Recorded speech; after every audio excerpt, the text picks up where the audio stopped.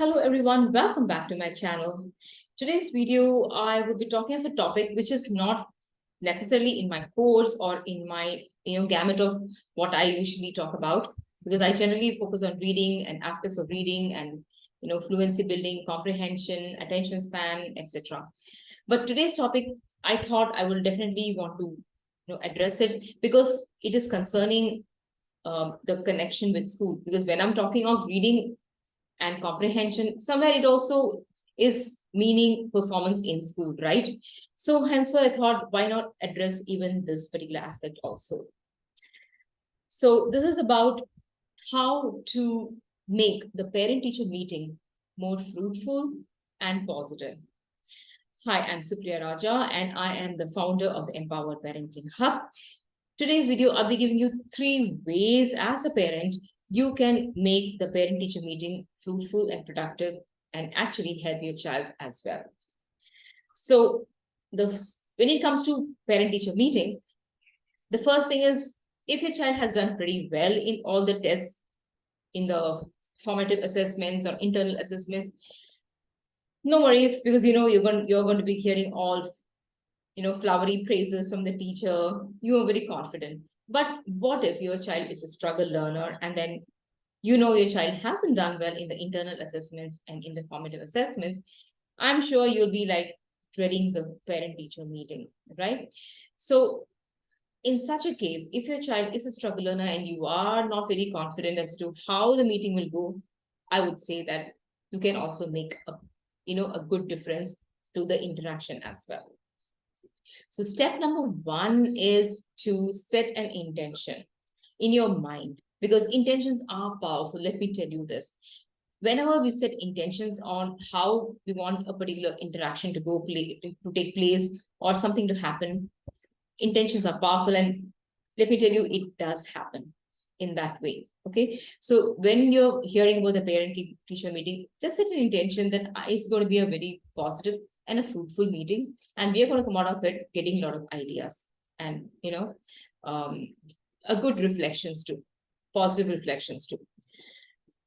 That's there. And additionally, also just give a heads up to your child, telling that yes, because you haven't done so well, maybe the teacher might be talking about, okay, here your child hasn't done well, here your child hasn't done well. So be prepared to hear that as well. You can tell this to your child, so the child is also prepared. Simply because in many parent teacher meeting, even the child accompanies the parent, right? Now the second thing is during the meeting. Okay, yes, it is good that you formulate a good relationship with the teacher or the class teacher concerned, because that will make a huge difference in the way you interact, how open she is going to be, how open you are going to be as well. Having said that, as a parent myself, I have seen teachers, when I have gone with my child for his parent teacher meeting, I have seen teachers like literally, talking down on one or two students who are struggle learners, and that too right in front of the parent, in front of the entire group, who are all there in the room, in front of all of us, other parents, in front of other students. And this is something I would never, appreciate at all. Being a parent and being a special education teacher, I would never approve of this, because, you know, if you want to talk about a child's improvement, where the child has to improve, it can be done in a more respectful way, from the point of view of, okay, these are the areas that she needs to improve, rather than completely running her down, glaring at the child, and looking at the child as though there is no hope. That is not the way a teacher should be conducting a parent teacher meeting. I have seen this, not of all the teachers, there are these one or two teachers who do that as well. But unfortunately, if you are a parent who is facing such a teacher who is running down your child, I would definitely say it's a wise thing to talk to the teacher later on and address this issue, saying that yes, I appreciate the way your concerns, I respect your concerns, but I would appreciate if you don't run my child down so much.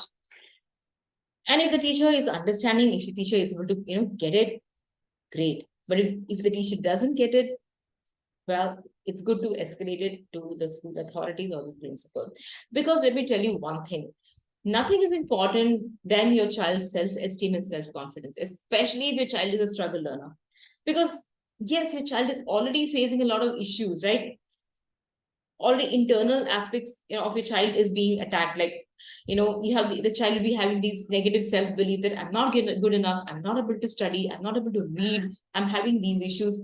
And to add it on, the child has to hear, statements from teachers which can be quite derogatory or in a rundown way. If that is something that's happening, you have to prioritize your child to having a great rapport with the teacher, right? So in that case, yes, you might have to escalate it to the school authorities as well, so that they are more conscious of how to deal with a child, especially during the parent-teacher interactions. The third thing I would definitely say is that if you have been, in the phase of these attacks as a parent, you've heard the teacher running down your child and you are not very comfortable, you are also getting anger, but you cannot tell to the teacher. What happens is, many a case the parents come home and then shout at the child saying that, see, you didn't study properly, I am getting to hear all these things, and again dump all that anger on the child. So now the child has his or her own negative beliefs going on, the teacher is shouting, the parent is shouting. You never know, the child is also maybe bullied by other students, you never know that as well. So it's a lot of attacks on the child. So as a parent, at least you can stop doing that.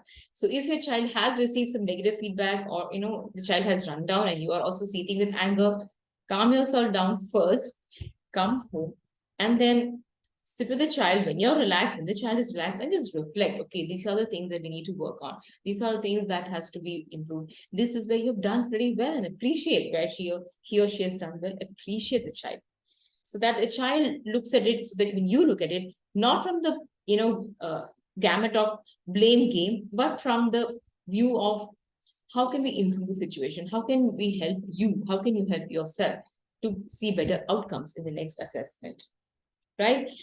I understand with a very regimental school system, these issues do crop up, but it is in our hands as parents to make it not just fruitful, but then to make it address the issue in a more sensitive way, right? Because the first people that a child will look up to are his or her parents. So if we are going to let our child down, who else can our child look up to for any kind of emotional support? So if you like this particular video, don't forget to subscribe to my channel and hit the bell icon so that you get notified each time I'm posting a video out there. And yes, if you're a parent of a young child in the age group of 4 to 7 years and want to help your child to be a more effective and curious reader and do much better in school, I'm holding a masterclass on Sunday, 11 a.m. I will be giving the link in the description box. You can click and register for the masterclass. And I'll see you live in the masterclass. Until my next video, you have a great day and happy reading and happy parenting. Bye-bye.